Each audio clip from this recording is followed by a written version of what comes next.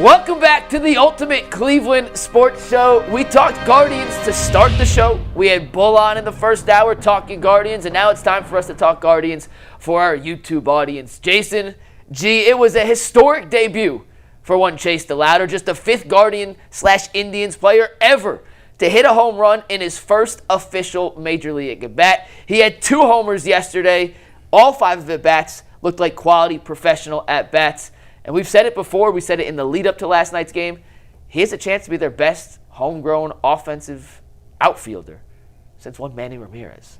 Now, Jason put that on him. He put that on you. Know what I'm saying? Earl put it on him. He did. Earl did put it on him first, and then Jason I got didn't say the name. Yep. Yeah. Earl A. Smith did it.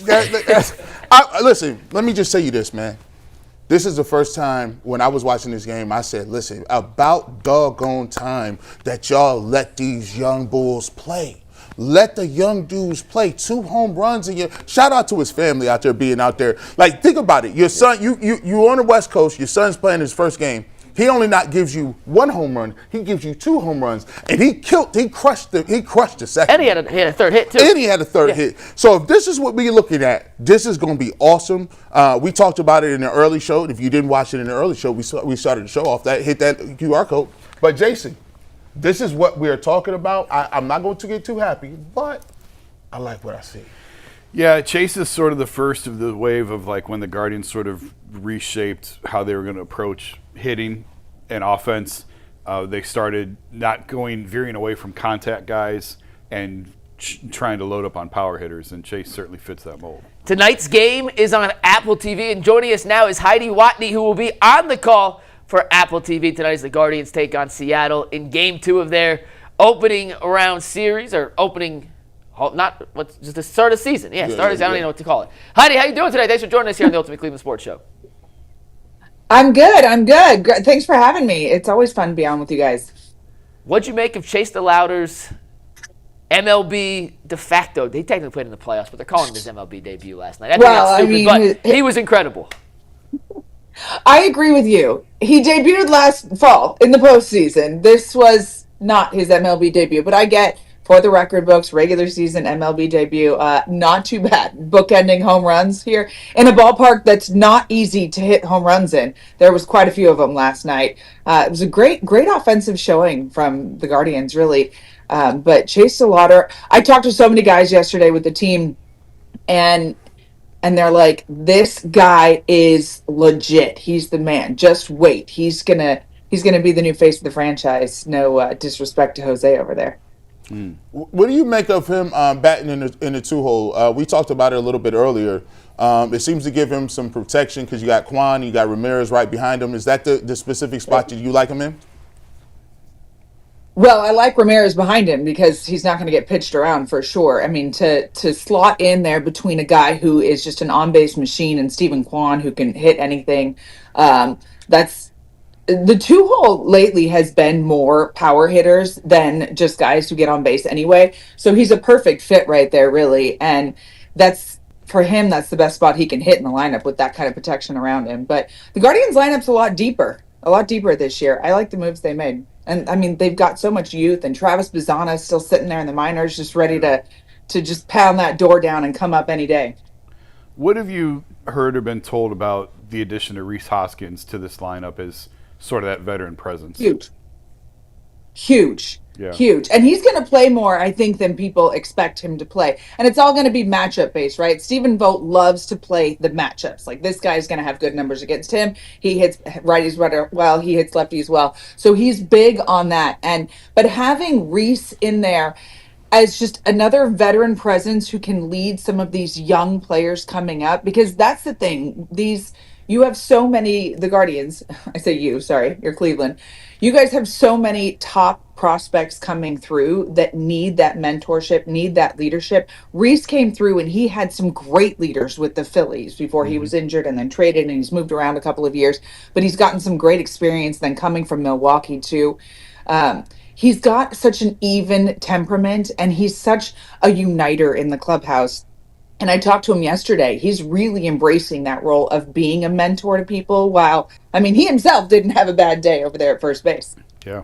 Heidi, I'm curious. We have a Didi Kinkawala on the show all the time during football season. She does sidelines for CBS. In your guys' lead up to these games with the AppleTV broadcast, do you guys have pre-production meetings with the managers and certain players and the starting pitchers for that game?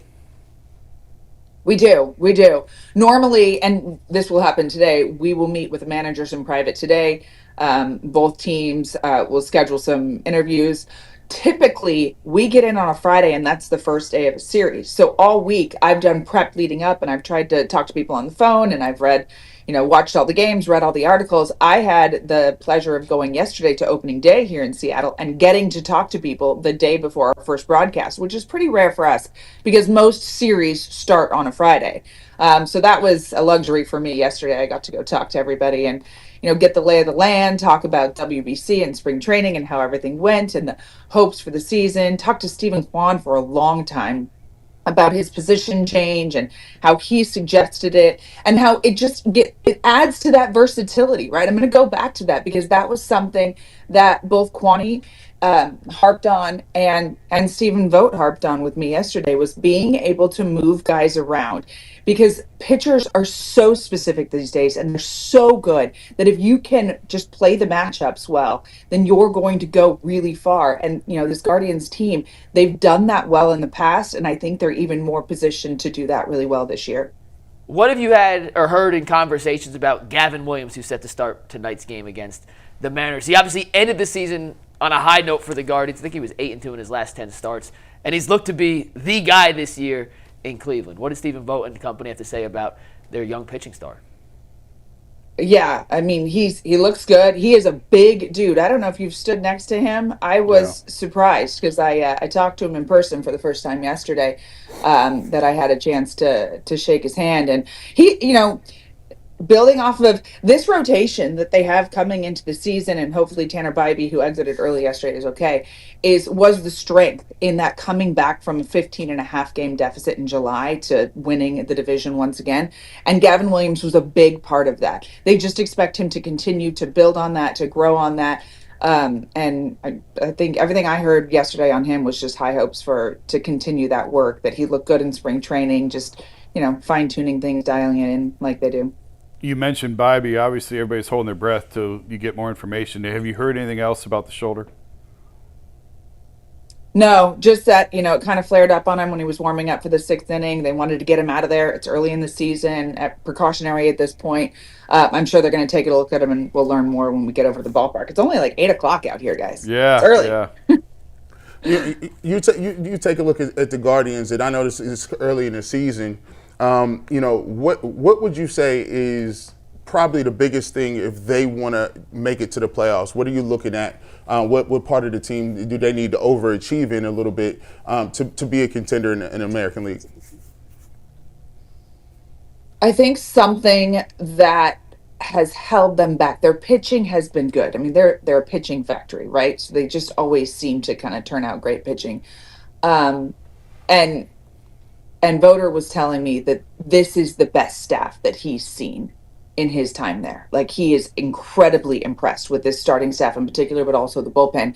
But their offense, which showed up last night, and the Mariners they're going to face a gauntlet to start the season. They've got the Mariners, and they go over to the Dodgers, and then they've got the Cubbies. But the Mariners pitching staff is one of the best in the league, and they did really well last night. Having that offense be consistent and performing is going to be what's key for them. That's something that has been lacking in Cleveland the last couple of years. They just haven't seemed to put it all together. It seemed like they had kind of a formula of guys that just put the ball in play, and they're going to singles you to death, right? And they're going to play, good base running and good fundamentals. But last night they took advantage of the long ball. They've got some big boys like Chase DeLauder, Travis Bazan is going to be coming up and Kyle Manzardo, obviously Jose Ramirez was always there. They can put the ball in the seats, and you need that. You need that combination of the Stephen Kwans, the guys that are going to put bat to ball and get on base, and the guys that can, scare you with their power. So I think they have a better mix of that. It's just whether they can be consistent with it this season. Well, make sure you guys check out the Guardians versus Mariners tonight. 10 o'clock first pitch on the East Coast. Heidi, we appreciate you. Check out Heidi and her Apple TV crew. It's a great broadcast, and we're looking forward to seeing you guys throughout the season with all the new features and functions you guys have. Heidi, thank you so much for joining us here on UCSF. Thank you. Appreciate it. Thank you. Yeah, going to be a breakout broadcast. We got a drone here in Seattle. It's one of the beautiful ballparks on Apple TV tonight. So check us out. That's awesome. All right. Awesome. That was Heidi Watney of the Apple TV broadcast. We'll be watching. The Guardians look to continue their streak. Undefeated. 162-0. Still ahead. And